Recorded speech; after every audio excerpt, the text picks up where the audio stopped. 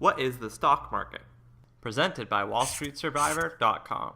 This is Jimmy. Jimmy is from Miami.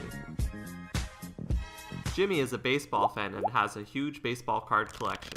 Jimmy, the smart boy that he is, realizes that his card collection is very valuable, especially since his Derek Jeter card has skyrocketed in value.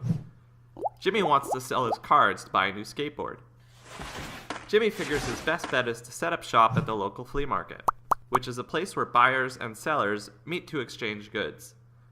Buyers try to negotiate with sellers to get the best possible price, but often buyers and sellers meet somewhere in the middle. Mike, a huge sports fan, spots the Jeter card and asks little Jimmy what the price is.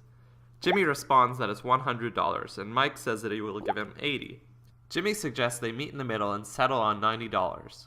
Mike agrees, and the transaction happens with both parties satisfied. A flea market is a lot like the stock market, but instead of people selling products like baseball cards and pottery, the stock market allows owners to sell their shares of companies for cash. The price of the shares depends on supply and demand. How many people want to buy that stock versus how many people want to sell it. Often, just like in the flea market, buyers and sellers meet in the middle. Say, for example, you own 100 shares of Apple. It is trading at $300 and you're willing to sell it for $305. You call up your stockbroker and tell him to place the order. The broker won't sell the shares until a buyer is willing to meet the asking price of $305. He calls his contact who works on the NASDAQ trading floor in New York City. Every company on the NASDAQ has a stand where they are selling shares of their stocks.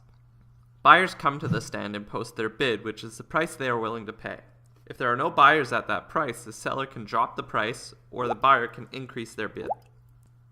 The stock market is made up of transactions like these which happen millions of times a day in thousands of publicly traded companies. Today, most of these transactions happen electronically, but the concept is still the same.